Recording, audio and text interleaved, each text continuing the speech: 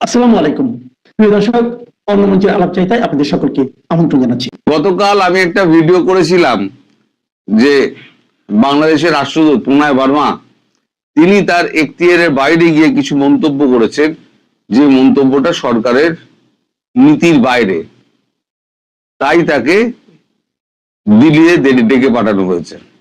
গতকালের ভিডিও করেছিলাম।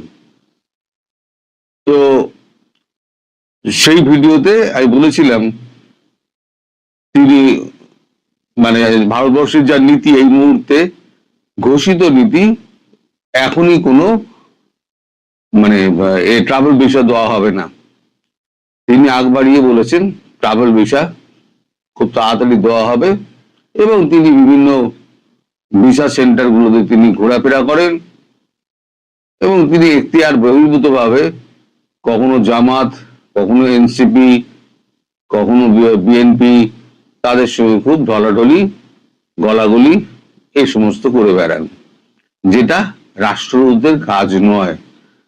ভারতের রাষ্ট্রদূত তার একটা মর্যাদা আছে, সেই মর্যাদাকে উনি উল্লঙ্ঘন করেছেন, এটাও তার বিরুদ্ধে অভিযোগের একটা।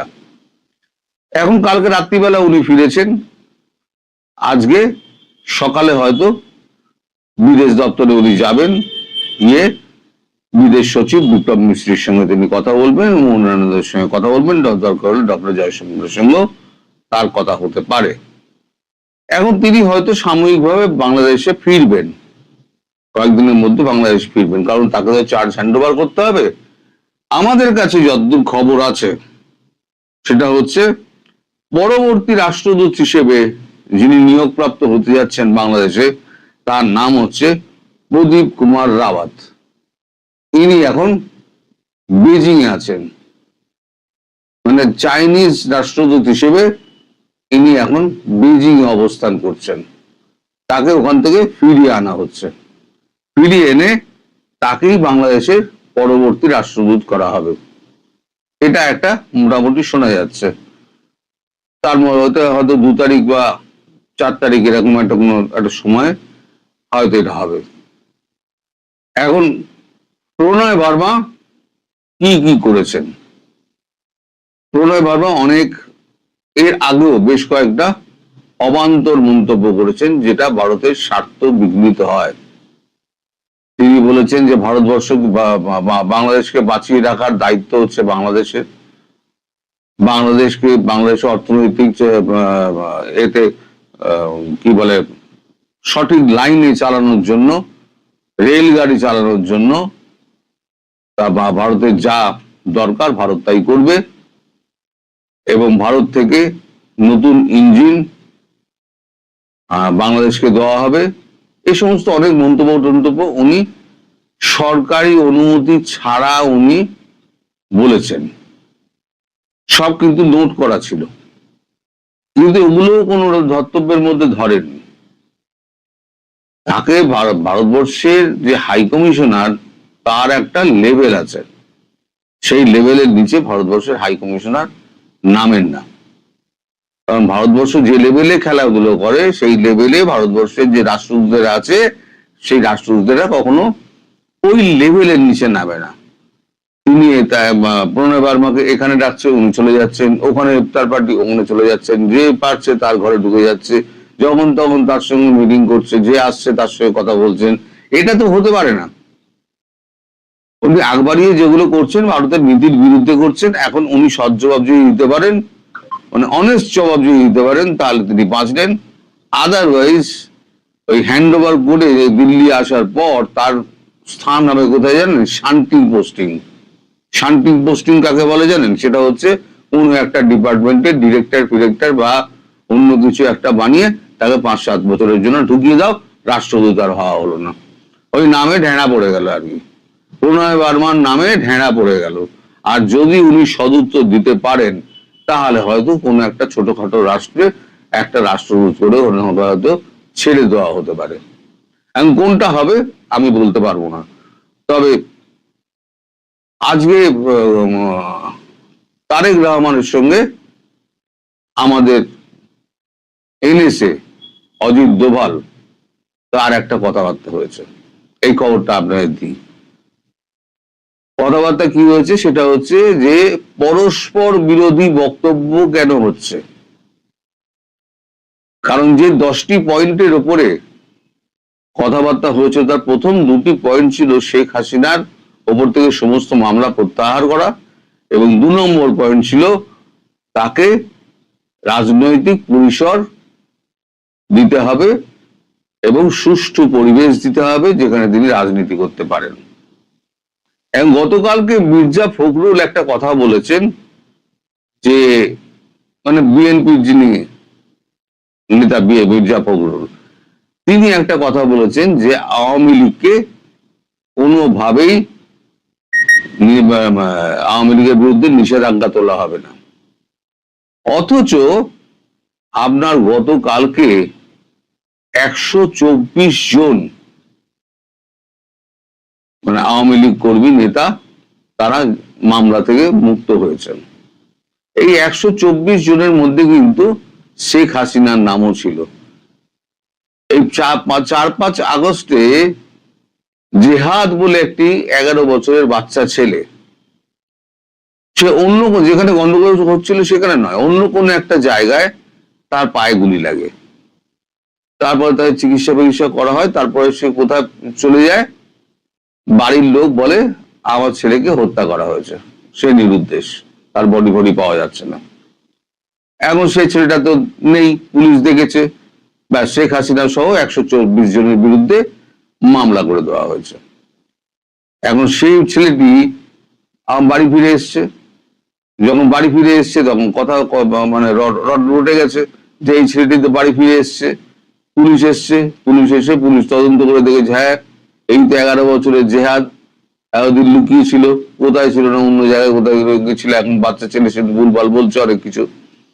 যাই হোক, তার যেটা বোঝা যাচ্ছে তার বাবা মা ছেলেকে লুকিয়ে ছেলে মারা গেছে বলে কিছু টাকা পয়সা আদায় করার সরকারের কাছ থেকে ধান্দা করছিলেন, তার জন্যই ছেলেটিকে মৃত বলে নিজের ছেলেকে মৃত দেখিয়ে দিচ্ছে, পয়সার জন্য মৃত দেয়, নিজের বাচ্চাকে 11 বছরের বাচ্চাকে মৃত দেখিয়ে দিচ্ছে।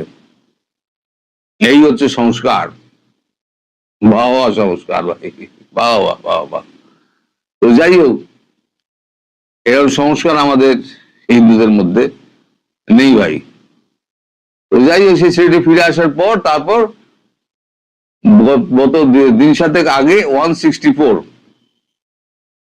তাতে 164 ধারায় তাতে একটা জবানবন্দি দেয় সে যে না আমি অন্য জায়গায় গেছিলাম, সেখানে গোলাগুলি চলছিল, আমার পায়ে গুলি লেগেছিল, তার বাড়ি ফিরে এসেছিল, চিকিৎসা হয়েছে, তারপর বাবা মা দূরে পাঠিয়ে দিয়েছে, বলেছে বাড়ি আসবি না, টাকা পয়সা পাই তারপর বাড়ি আসবে।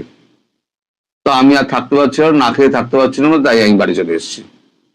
এবার এটা যখন আদালতে পেশ হয় তখন আদালত বেশ ক্ষুব্ধ হয়। আদালত ক্ষুব্ধ হয়ে তখন আদালত বলেন, জাজ বলেন যে এই ধরনের মামলা যত আছে এই মামলাগুলো সরকারকে মুখ পোড়াচ্ছে, এই সমস্ত মামলা কোনোটাই টেকে না এবং সব মামলা ভিত্তিহীন। এই সমস্ত যত মামলা আছে ভিত্তিহীন মামলা, যার সাক্ষ্য প্রমাণ নেই, যার আসামি নেই, যার যে মারা গেছে সে নেই, যে হত্যা মামলা করা হয়েছে তার দেহ পাওয়া যাচ্ছে না, দেহ যতক্ষণ না পাওয়া যাচ্ছে সে মারা গেছে না সে হারিয়ে গেছে নাকি কি হয়েছে কি করে বোঝা যাবে? সেটাই তো হয়, যতক্ষণ না মৃতদেহ উদ্ধার হচ্ছে ততক্ষণ পর্যন্ত নিশ্চিত হওয়া যাবে না কিন্তু আইনের চোখে যে সে মারা গিয়েছে, তার মৃতদেহ পেতে হবে, সেটাই হচ্ছে আইন। এটা আমাদের দেশে, আপনাদের দেশে কি আমি জানি না। মামলা জুড়ে দিল তো মামলা জুড়ে দিল, আমাদের এখানে হয় না, মামলা জুড়ে দিলেই হবে না, মৃতদেহ আগে বার করতে হবে। হ্যাঁ, তখন হয়তো কাস্টডি নিল, কিন্তু মৃতদেহ যদি খুঁজে না পায় এবং হত্যার অস্ত্র যদি খুঁজে না পাওয়া যায় তাহলে কিন্তু সে মামলা দাঁড় করানো খুব মুশকিল আমাদের দেশে। তো আপনার দেশে কি মামলা হয় কি হয় না আমি তো বলতে পারবো না। তো এখন এইটা নিয়ে যে এখন মানে দু রকমের বক্তব্য হচ্ছে। এক হচ্ছে তারেক রহমান সরকারের সঙ্গে, ভারত সরকারের সঙ্গে কথাবার্তা বলছেন, উনি বলছেন আমাকে 1-2 মাস টাইম দিন, 2-3 মাস টাইম দিন, আবার অন্য পক্ষে তারই দলের একজন বর্ষিয়ার নেতা তিনি বলছেন যে শেখ হাসিনার দল আওয়ামী লীগ এবং শেখ হাসিনার বিরুদ্ধে মামলা প্রত্যাহার করা হবে না, নিষিদ্ধ দল থাকবে, নিষিদ্ধ দলের বাইরে কোনো কাজকর্ম করতে দেওয়া হবে না, নিষিদ্ধ দলকে কোনো কাজকর্ম করতে দেওয়া হবে না। এই যে একই দলের দুরকম নীতি, প্রধানমন্ত্রী একরকম বলছেন, তার দলের একজন শীর্ষ নেতা তিনি একরকম বলছেন, কোনটা ঠিক ভারত ঠিক করে নেবে? কোনটা ঠিক বলুন, ভারত ঠিক করে নেবে, আপনারাই বলে দিন। এটা অজিত দোভালের সঙ্গে একটা ফোন আলাপ হয়েছে এবং অজিত দোভাল আচ্ছা করে ডোজ দিয়েছেন। তাতে এবার দেখা যাক যে এবার কি হয়। মির্জা ফখরুল ঢোক গেলেন কি ওগ্রান, মানে বমি করেন না গিলে ফেলবেন, কোনটা? মির্জা ফখরুল তিনি কিন্তু নির্বাচনের আগে তিনি শেখ হাসিনা সম্পর্কে গুণগান গেয়ে বেরিয়েছিলেন যে শেখ হাসিনা দেশের উন্নতি করে গেছিলেন, অমুক করে গেছিলেন, আমরা এলে পরে শেখ হাসিনাকে আমরা আবার দেশে ফিরিয়ে আনবো, আমরা আওয়ামী লীগকে আবার নির্বাচনে অংশগ্রহণ করতে দেবো, আওয়ামী লীগ আপনারা ভোট দিন আমাকে। তাহলে আওয়ামী লীগ তো ভোট তো দিল, আওয়ামী লীগের পশ্চাৎ দেশে আচ্ছা করে বাঁশটি ঠেলে দিলেন। তো এই হচ্ছে গিয়ে বাংলাদেশের নেতা। এদিকে যত আপনার মামলা যারা নেই, যাদের বিরুদ্ধে মামলা নেই, শেখ হাসিনা বলে দিয়েছেন তাদের দ্রুত দেশে ফিরতে, এবং ভারত সরকারকে বলে দেওয়া হয়েছে সীমান্তে সেইভাবে ব্যবস্থা করে রাখতে। সীমান্ত পেরিয়ে তারা নিশ্চিন্তে যারা আসতে চান তারা ঢুকে আসবেন। এরকম 48 জন মানে নেতাকর্মী রয়েছেন যাদেরকে ফিরতে তিনি অনুরোধ করেছেন ব্যক্তিগতভাবে। তারা এখন ফিরে রাজনীতিতে অংশগ্রহণ করবেন, কারণ তারেক রহমান বলেছেন রাজনীতিতে সবাই অংশগ্রহণ করতে পারে, এই ব্যাপারে আমার কোনো দ্বিমত নেই, তারা রাজনীতি করুক। কিন্তু তার এই যে এক নেতা উল্টো বলে তারেক রহমানকে বকলভাবে বিপদে ফেলে দিল। প্রধানমন্ত্রীর বিপক্ষে গিয়ে এক ধরনের মতামত প্রকাশ করা, এটা কিন্তু মানে সমন্বয়ের অভাব, এটা পরিষ্কার বোঝা যাচ্ছে। এই সমন্বয় নেই, বিএনপিতে সমন্বয়টা নেই। সমন্বয় নামটা উঠে গেছে, যে যার মতো খেলছে। তারেক রহমানকে অতটা পাত্তাও দিচ্ছে না বিএনপির সাধারণ নেতা কর্মীরা। তো যাই হোক, প্রণয় বার্মা যে ফিরে এসছে দিল্লিতে, সেটা আবার কনফার্ম করলাম আপনাদের। পরবর্তী রাষ্ট্রদূত কে হচ্ছেন সেটাও আপনাদের একটা আন্দাজ দিলাম। এখন দেখা যাক, ভবিষ্যৎ বলে দেবে কি হবে না হবে। সবাই ভালো থাকবেন, সুস্থ থাকবেন। সবাইকে ঈদের শুভেচ্ছা এবং অনেক অনেক ভালোবাসা। এই মুহূর্তে বিএনপিতে জনাব তারেক রহমান সাহেবের সবচেয়ে আস্থাভাজন ব্যক্তিকে যদি এই ধরনের কোনো প্রশ্ন করা হয়, টেকনাফ থেকে তেতুলিয়া পর্যন্ত যারা রাজনীতির সচেতন ব্যক্তি তারা বলবেন যে 1 নম্বর ব্যক্তি হলেন জনাব সালাউদ্দিন সাহেব। সালাউদ্দিন সাহেবের যোগ্যতা, অভিজ্ঞতা, দক্ষতা, পারঙ্গমতা কোনো ব্যাপারে কেউ সন্দেহ করতে পারবে না। তিনি সুদর্শন, শিক্ষিত, মার্জিত এবং পলিটিক্যালি ভাইব্রান্ট, কোনো সন্দেহ নেই। ভালো ছাত্র, ভালো বংশ, দেখতে সুন্দর, মানে এইরকম যাকে বলা হয় সব্যসাচী প্রকৃতির রাজনীতিবিদ আমাদের এই সমাজে খুব অল্প আছেন, বিভিন্ন দলে খুব অল্প আছেন সত্যিকার অর্থে। তো সেক্ষেত্রে তাকে জনাব তারেক রহমান সাহেব ভালোবাসবেন, এটাই স্বাভাবিক। কিন্তু রাজনীতিতে যেটি হয়, অতিরিক্ত ভালোবাসা, অতিরিক্ত প্রাপ্তি, এটি একটি মানুষের জীবন দুর্বিষহ করে তোলে এবং কখনো কখনো কাউকে মৃত্যুর মুখোমুখি নিয়ে যায়, কখনো কখনো কাউকে পতনের অতলান্তে নিয়ে যায়। একটা সময় সম্রাট হুমায়ুন তার প্রিয় বন্ধু বৈরাম খানকে অসাধারণ ভালোবাসতেন। সম্রাট আকবর তাকে বাবা ডাকতেন এবং সেই বাবার অধিকার নিয়ে অনেক কিছু তিনি করতেন, বৈরাম খান করতেন, যেটি রাষ্ট্রীয় প্রোটোকলে পড়ে না। তিনি মনে করতেন যে বন্ধুর ছেলে আমাকে বাবা ডাকে, নিজের হাতে তাকে 13 বছর বয়স থেকে আমি লালন পালন করছি, শিক্ষা দীক্ষা দিচ্ছি, সিংহাসনে প্রহরা দিচ্ছি, এই ছোট বিষয়টি তার সঙ্গে আলাপ না করলেও হবে। কিন্তু এটা নিয়ে দূরত্ব এমন পর্যায়ে চলে গেল যে বৈরাম খান রীতিমতো বিদ্রোহ করতে বাধ্য হলেন, পরাজিত হলেন, বন্দী হলেন। প্রকাশ্য রাজদরবারে তাকে শিরচ্ছেদ করা হলো না, তাকে হজে পাঠিয়ে দেওয়ার নাম করে পথের মধ্যে তার জীবনহানি ঘটানো হলো।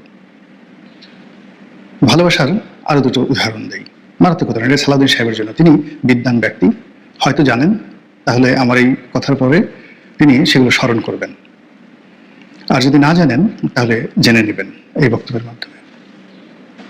অসাধারণ বন্ধুত্বপূর্ণ সম্পর্ক ছিল খলিফা হারুন রশিদ এবং তার যে প্রধানমন্ত্রী জাফর সাদেক ওরফে জাফর বার্মেকি।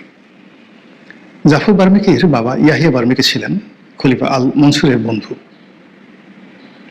খলিফা আল মনসুর ছিলেন খলিফা হারুন রশিদের দাদা। তো এই জাফর বার্মেকি আর হারুন রশিদ এই দুজন একসাথে বলতে গেলে একই মায়ের পেটের সন্তানের মতো মানুষ হয়েছেন। এর কারণ হলো যখনই জন্মগ্রহণ করলেন, বা হারুন রশিদের বাবার নাম ছিল হাদি, তিনি সঙ্গে সঙ্গে তার যে বাবার প্রধানমন্ত্রী এবং তার নিজের প্রধানমন্ত্রী ইয়াহিয়া বার্মেকি, সেই ইয়াহিয়া বার্মেকির তত্ত্বাবধানে তার ছেলে হারুন রশিদকে পাঠালেন।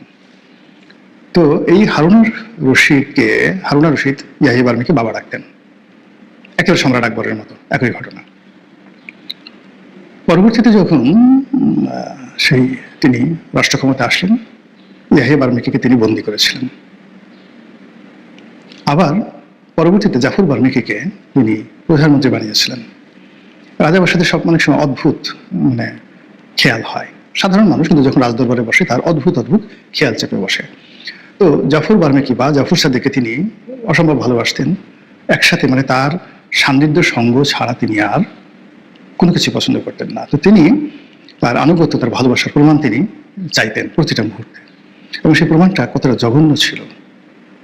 হঠাৎ করে কি মনে হলেও তিনি তার যে বোন বা হারুন রশিদের বোন, তার সঙ্গে জাফর বার্মেকি বিয়ে দিলেন। বিয়ে দিয়ে বললেন যে, বোনকে কিছু বললেন না, জাফর বার্মেকিকে বললেন যে তুমি এর সঙ্গে সঙ্গম করতে পারবে না আমার অনুমতি ছাড়া, এবং তুমি যদি সঙ্গম করো তাহলে আমার প্রতি তোমার আনুগত্য ভেঙে যাবে, বিশ্বাস ভেঙে যাবে।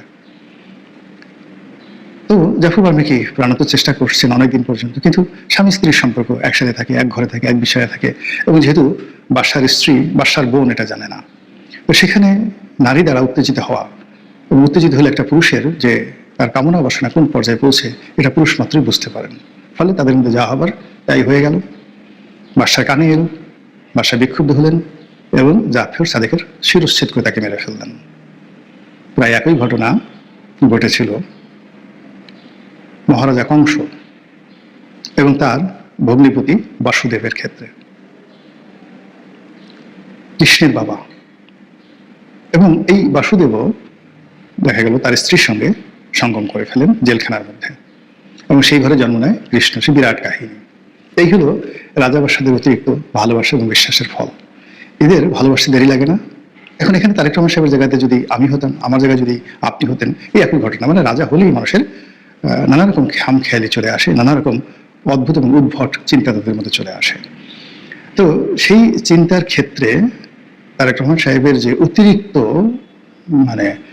সালাউদ্দিন সাহেবের প্রতি নির্ভরতা, এটি সালাউদ্দিন সাহেবকে যতটা না বিপদগ্রস্ত করবে তার চেয়ে বেশি বিপদগ্রস্ত করবে, এটা বিএনপিকে, অন্যান্য সবাইকে যতটা, তারেক রহমান সাহেবকে যতটা না এখানে বিতর্কিত এবং যাকে বলা হয় বিপদের মধ্যে ফেলবে, তার চেয়ে সালাউদ্দিন সাহেবকে বেশি বিতর্কিত করবে এবং বেশি বিপদের মধ্যে ফেলবে। বিপদের মধ্যে ফেলবে দুটো কারণে। একটা কারণ যে আগে বললাম, রাজাদের অনেক খামখেয়ালি হয়, অনেক অদ্ভুত আশা হয়, বিশ্বাসের অনেক পরীক্ষা দিতে হয়, এবং তার কোনোটাতে যদি তিনি যাকে বলা হয় পান থেকে চুন খসার মতো কাজ করে ফেলেন, মুহূর্তের মধ্যে তিনি ব্ল্যাক লিস্টেড হয়ে যাবেন এবং সবকিছু হারাবেন। আর দ্বিতীয় যে ভয়ঙ্কর বিষয়টি, এটি কোরআনে বলা আছে। আল্লাহ যেটা বলেছেন তার প্রিয় বান্দাকে, যে আমি যখন আমার কোনো বান্দাকে কোনো অতিরিক্ত নিয়ামত দেই, ভালোবাসি, এটা এতটা দৃশ্যমান হয়ে পড়ে যে পৃথিবীর সব মানুষ তাকে ঈর্ষা করে, হিংসা করে।